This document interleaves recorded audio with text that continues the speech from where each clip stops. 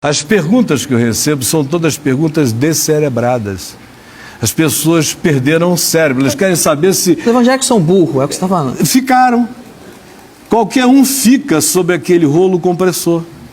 Qualquer um fica. Eu fiz uma pequena pesquisa sobre você, vi que você já passou por lá, você sabe exatamente o poder que aquilo ali tem de fazer mentes tornarem-se amebas. O rolo compressor qual é? O rolo compressor é o medo, é o pânico, é o susto, é a paranoia do diabo. E eles usam a Bíblia para colocar medo? A Bíblia é a mãe de todas as heresias, se você quiser. Eu, sem a referência do Evangelho em mim, faço da Bíblia a miséria que você quiser. Construa a partir da Bíblia deuses variados, antideuses, o que você quiser, porque você pegando um texto como a Bíblia, que não teve um autor só, mas dezenas deles, e que foi escrito em 1500 anos, em períodos diferentes, sem conexão, se você quiser criar uma sistemática, pegar e pinçar coisas daqui e dali, você monta o diabo, se você quiser.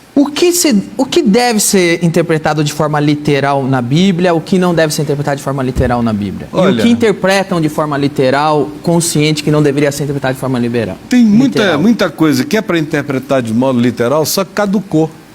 A Bíblia diz sobre a Bíblia que parte dela caducou. Uma parte da Bíblia caducou, por exemplo? Por exemplo, o livro de Hebreus, escrito no Novo Testamento, diz que toda a lei de Moisés caducou. A mensagem do apóstolo Paulo fala da caducidade, da caduquice, da senilidade das leis passadas, diante da revelação de consciência nova que chegou em Jesus e que relativizou todos os manuais e receitinhas primitivos de sentencinhas tolas no tempo que a consciência humana estava reduzida a fragmentos de percepção. Em Cristo, em Jesus, a vida ganha a percepção que eu tenho hoje, que todo mundo tem aqui.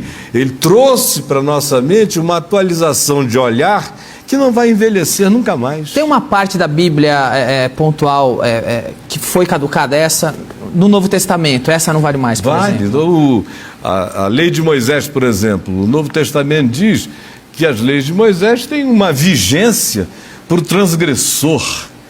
Ele é que precisa dela, mas o homem que anda segundo o amor não tem que pensar na lei, a lei morreu em Cristo. O Novo Testamento praticamente está inteiro dizendo que o Velho Testamento caducou. Isso. Mas e no Novo Testamento para o cristão? Tem alguma parte que caducou do Novo Testamento? Tem. Qual, por exemplo? Por exemplo, Paulo. Paulo faz questão de ensinar para a gente princípios imutáveis.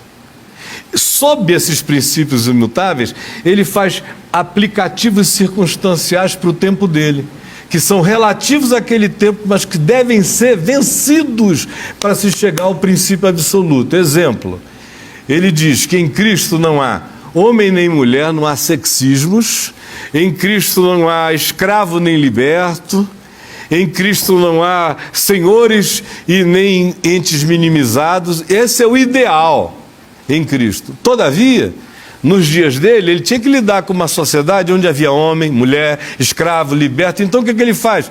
Ele tenta fazer o senhor de escravo se tornar mais humano, tenta fazer o escravo aproveitar a oportunidade da libertação.